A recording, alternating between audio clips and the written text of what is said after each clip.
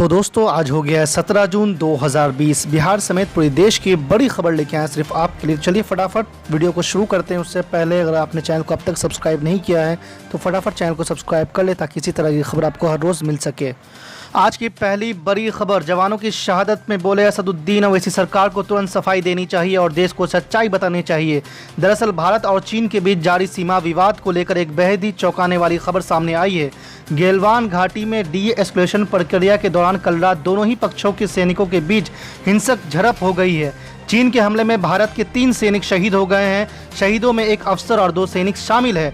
अब इस मुद्दे पर ऑल इंडिया मजलिस-ए-इत्तेहादुल मुस्लिमीन के चीफ असदुद्दीन ओवैसी ने भी ट्वीट कर सवाल किया है कि अगर ये हुआ है तो सरकार को तुरंत सफाई देनी चाहिए और देश को मामले की सच्चाई बतानी चाहिए। असदुद्दीन ओवैसी ने ट्वीट कर पीएमओ और रक्षा मंत्री राजनाथ सिंह से इस मुद्दे पर बयान जारी करने को कहा है। इसके अलावा असदुद्दीन ओवैसी ने लिखा कि भारत के उन 3 वीर शहीदों के साथ देश खड़ा है जिन्हें चीन ने आज शहीद कर दिया है। मेरी संवेदनाएं कर्नल और 2 बहादुर सैनिकों के परिवार के साथ है। सामने से कमांडिंग अफसर लीड कर रहे थे। सरकार को इन हत्याओं का बदला लेना चाहिए और ये सुनिश्चित करना चाहिए कि उनका बलिदान व्यर्थ नहीं था।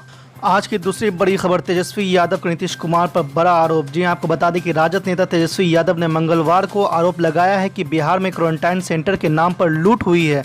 आने वाले दिनों में बड़ा घोटाला सामने आएगा। तेजस्वी ने कहा है कि कोरोना महामारी में सबसे ज़्यादा प्रभावित बिहार के लोग हुए हैं, लेकिन मुख्यमंत्री डर से घर से बाहर नहीं निकले। जेडीयू के बहुत से नेता पार्टी और सरकार की गलत नीतियों की वजह से नाराज है। कई लोग जल्द ही जेडीयू से अपना रिश्ता तोड़ लेंगे। जेडीयू में भगदड़ मचने वाली है। चुनाव आ रहा है, जनता बदला लेने के लिए इंतजार कर रही है। राजद नेता ने कहा कि जब हम लोग जनता की आवाज़ उठाते हैं तो मुझे और लालू जी को नीतीश कुमार गाली दिलवाते हैं। वह हमें डराकर नहीं रोक सकते। महामारी के समय चुनाव नहीं होना चाहिए, लेकिन अगर चुनाव आयोग ने चुनाव कराया तो हम भी मैदान में आएंगे। इस कोरोना काल में भी लोग वर्चुअल रैली कर रहे हैं। नीतीश कुमार को सिर्फ इस बात की चिंता है कि मैं अपनी कुर्सी कैसे बचा लूं। तो इस तरह का इल्ज़ाम नेता प्रतिपक्ष तेजस्वी यादव ने लगाया है। आज की तीसरी बड़ी खबर, बिहार विधानसभा चुनाव में महज 4 महीने का वक्त बचा है और इसको देखते हुए नेताओं ने पाला बदलना शुरू कर दिया है। मंगलवार को जेडीयू के पूर्व विधान पार्षद जावेद इकबाल अंसारी ने राजद का दामन थाम लिया है। 8 जून को उन्होंने जेडीयू को अपना इस्तीफा भेज दिया था। राजद में शामिल होने के बाद जावेद ने कहा कि मैं लालू यादव के साथ हूँ और आगे भी रहूँगा। लालू यादव ने मुझे खड़ा किया है। बीच में मेरा माथा खराब हो गया था जो जेडीयू में शामिल हो गया था। मैंने नीतीश कुमार के साथ जाकर बड़ी गलती की। अब पुराने घर लौट आया हूँ। जावेद अंसारी के राजद में शामिल होने पर जेडीयू एमएलसी खालिद अनवर ने तंज कसा है। खालिद ने कहा है कि जावेद को आज़ादी है, वो जिस पार्टी में जाना चाहे जा सकते हैं। एक सियासी पार्टी छोड़ के वह कॉर्पोरेटर घराने में एंट्री कर रहे हैं। यहाँ नीतीश कुमार ने उन्हें मुफ्त में एमएलसी नॉमिनेट किया था, वहाँ उन्हें इसकी फीस भी भरनी पड़ सकती है। आज की चौथी बड़ी खबर, लोक जनशक्ति पार्टी 30 जून तक विधानसभा चुनाव के लिए अपने संभावित उम्मीदवारों की सूची तैयार कर लेगा। इस सूची को पार्टी के प्रदेश संसदीय बोर्ड विचार के लिए दिल्ली भेजेगी। मंगलवार को प्रदेश संसदीय बोर्ड की बैठक में विधानसभा चुनाव को लेकर विस्तार से चर्चा की गई। बैठक की अध्यक्षता संसदीय बोर्ड के अध्यक्ष व विधायक राजू तिवारी ने की। पार्टी 119 विधानसभा क्षेत्रों में अपनी तैयारी कर रही है। ये वो सीटें हैं जिन पर पिछले विधानसभा चुनाव में जेडीयू भाजपा को जीत नहीं मिली थी। जेडीयू और भाजपा की जीती सीटों को छोड़कर पार्टी शेष सभी 119 विधानसभा सीटों पर चुनाव मशक्कत में जुट गई है। संसदीय बोर्ड ने सभी संभावित सीटों पर बूथ कमेटी बनाने की प्रक्रिया भी युद्ध स्तर पर शुरू कर दी है।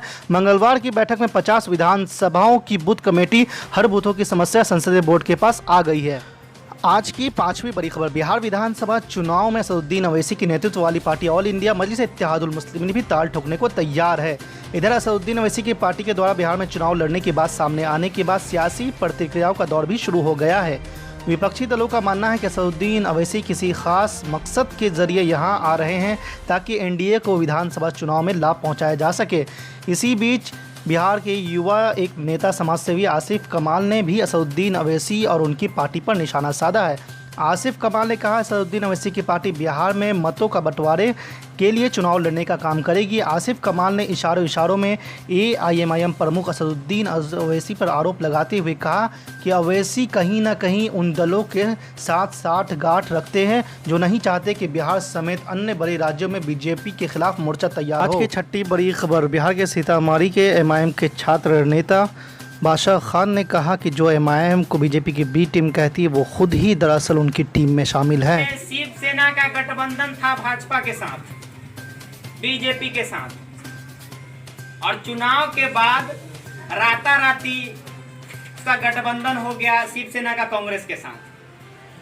कौन शिवसेना जो कहती है कि 17 मिनट में हमने बाबरी मस्जिद तोड़ दिया, मुसलमानों की रहनुमा बनती है कांग्रेस पार्टी। 73 साल से मुसलमान को अपना खरीदुआ या बाप का बपौती भी बोल सकते हैं, समझ के रखे हुए मुसलमान वोटर, वो कांग्रेस पार्टी गठबंधन करती है शिवसेना। शिवसेना का लीडर कहता है कि हमारा बाबरी मस्जिद तोड़ने में हमारा हाथ नहीं, हमारा पैर भी है। अगर शिव सैनिकों ने तोड़ा तो ये हमारे लिए फख्र की बात है। ऐसे लोगों के साथ गठबंधन करती है कांग्रेस पार्टी। दूसरी बात, आरजेडी देख लीजिए बिहार में क्या हाल है आरजेडी का। पहली बार लालू यादव मुख्यमंत्री बने, कहते हैं कि हम गरीबों मजलूमों और इसके उसके नेता हैं। ढोंगी है ढोंगी। पहली बार जब मुख्यमंत्री बने 1990 में तो 39 भाजपा विधायकों के समर्थन से बने, और वो कहते हैं कि एमआईएम बीजेपी की एजेंट है, एमआईएम वोट कटवा। तो ऐसे लोगों को सावधान रहने की जरूरत है। गोपालगंज का जो मामला हुआ, ट्रिपल मर्डर के सभी जिला उपाध्यक्ष साहब उसका चर्चा कर रहे थे। फुलवारी शरीफ जहां पर तेजस्वी यादव का आवास है उससे 15 किलोमीटर, 10 से 15 किलोमीटर। आरजेडी के द्वारा बुलाया गया बिहार बंद में आमिर हंजला नाम का लड़का एक था जिसको मार दिया गया, बहुत बुरा तरीके से मार दिया गया। 15 किलोमीटर है, वहां नहीं गए तेजस्वी यादव, लेकिन अपना जात का वोट लेने के लिए, सिर्फ वोट बैंक की पॉलिटिक्स के लिए अपने 80 विधायकों को जमा करके पटना में सिर्फ और सिर्फ ढोंग किया। आज की 7वीं बड़ी खबर, जाप सुप्रीमो पप्पू यादव ने कहा कि सुशांत सिंह के मामले में सीबीआई जांच की जाए।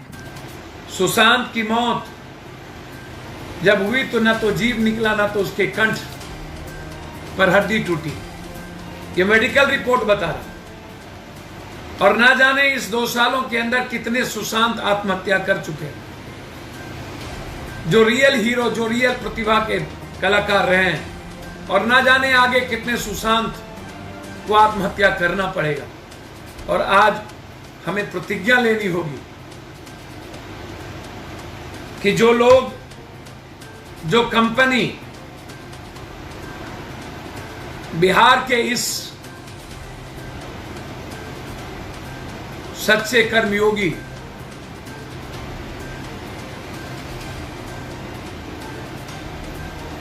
के जीवन के साथ खिलवाड़ किया, हर सपने और उम्मीद को तोड़ा है, उसकी पिक्चर को हम लोग बायकॉट करें, नहीं देखें बिहारी, हम केबल पर भी रोके। जो कंपनी ऐसी पिक्चर बनाता है, हमें एक होना पड़ेगा कभी ना कभी बिहारियों। हम हमेशा मारे जाते, हमें लोगों ने देखा लॉकडाउन में, आज तक स्थिति क्या है। आज भी दिल्ली में बिहारियों को सीट नहीं मिलती। हम हर हालात में बिहारियों को लगता है जीने का, बढ़ने का कोई राइट ही नहीं, हमें इस्तेमाल किया जाता है। आत्मनिर्भर बनाने की बारी आती है, जब भारत के निर्माण की बारी आती है, तो हिंदुस्तान का यूथ में सबसे अव्वल बिहार, मजदूर, हम भारत के निर्माण में अपनी जिंदगी तक देते, लेकिन हमारी जिंदगी को डगरा के बैगन की तरह समाप्त कर दिया जाए, हमें जानवर समझा जाता है। आज हम संकटों के बीच हैं, हमारे हालात अच्छे नहीं हैं। राजनीति का गंदा खेल और गंदा चरित्र इन लोगों ने शुरू कर दिया, वर्चुअल, डिजिटल, लेकिन रियली बिहारी, रियल मजदूर, real hero, real youth, real किसान, इनकी चर्चा बंद हो गई। कोरोना वायरस पूरी दुनिया को तबाह करने में लगी, भारत परेशान हो चुका इन पॉलिटिशियन के गलत हमेशा निर्णय के कारण। आज हमारी चर्चा कोई नहीं कर रहा।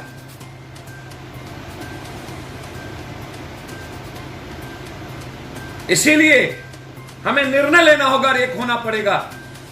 यह छोटी बात नहीं है, हमें समझना हो। मैं लगातार कोशिश कर रहा हूं जो लोग बाहर से आए, जो जिम्मेदारी सरकार की थी, बस से भेजना, खाना पहुंचाना, लगातार बस स्टैंड, रेलवे पर खाना पहुंचाना,